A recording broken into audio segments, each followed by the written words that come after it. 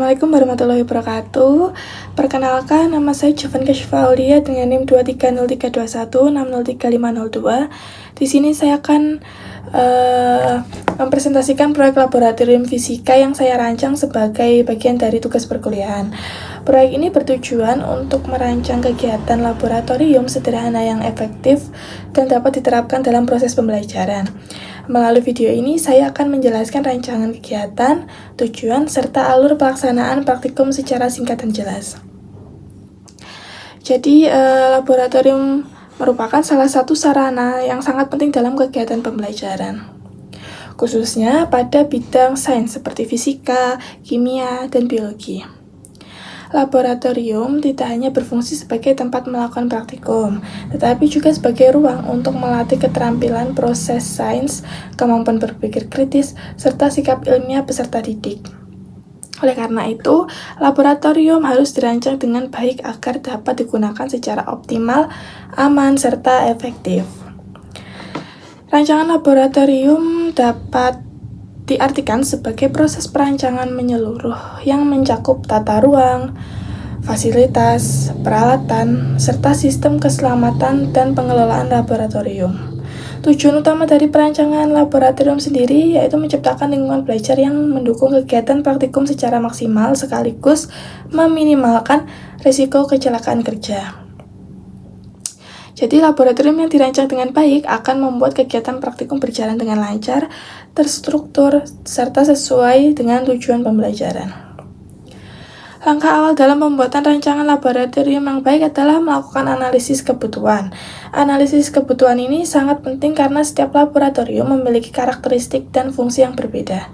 Sebagai contoh, laboratorium fisika membutuhkan banyak peralatan listrik dan alat ukur, sedangkan laboratorium kimia lebih menekankan pada penggunaan bahan kimia dan sistem ventilasi yang baik. Selain itu, analisis kebutuhan juga mencakup jumlah penggunaan laboratorium, tingkat pendidikan pengguna, serta jenis kegiatan praktikum yang akan dilakukan. Dengan memahami kebutuhan tersebut, rancangan laboratorium dapat disesuaikan dengan tepat dan efisien. Setelah analisis kebutuhan dilakukan, tahap selanjutnya yaitu merencanakan tata ruang laboratorium. Jadi, tata ruang yang baik harus memperhatikan kenyamanan dan keamanan pengguna. Ruang laboratorium sebaiknya memiliki area praktikum yang cukup luas sehingga peserta didik dapat bergerak dengan leluasa tanpa saling mengganggu. Selain itu, perlu disediakannya ruang penyimpanan alat dan bahan, ruang persiapan praktikum, serta area khusus untuk instruktur atau laboran.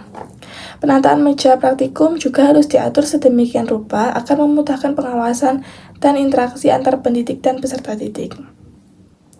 Selain tata ruang, fasilitas pendukung merupakan komponen penting dalam rancangan laboratorium.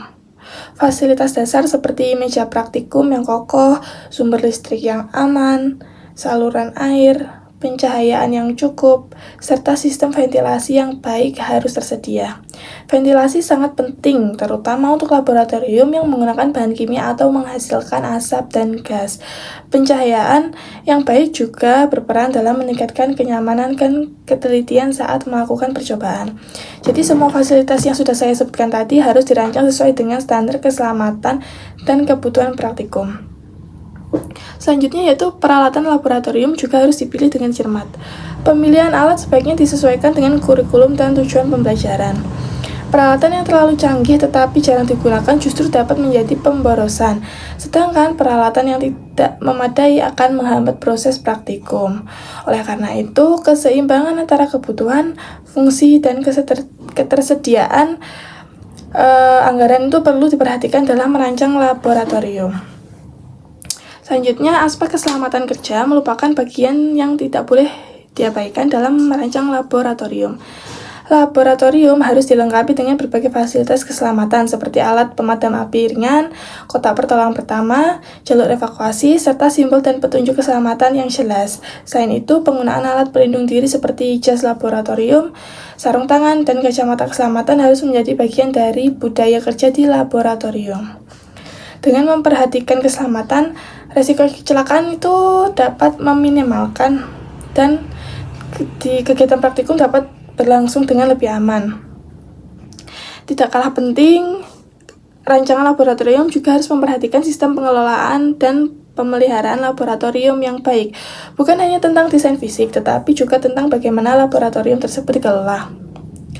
Sistem inventaris alat dan bahan harus ditata dengan rapi agar memudahkan digunakan dan diawasi. Selain itu, pemeliharaan rutin terhadap peralatan dan fasilitas perlu dilakukan untuk menjaga fungsi agar tetap optimal. Baik akan membuat laboratorium dapat digunakan secara berkelanjutan dalam jangka panjang. Dengan demikian, dapat disimpulkan bahwa rancangan laboratorium yang baik memerlukan perencanaan yang matang dan menyeluruh, mulai dari analisis kebutuhan, perencanaan tata ruang, penyediaan fasilitas dan peralatan, hingga menerapkan sistem keselamatan dan pengelolaan yang baik.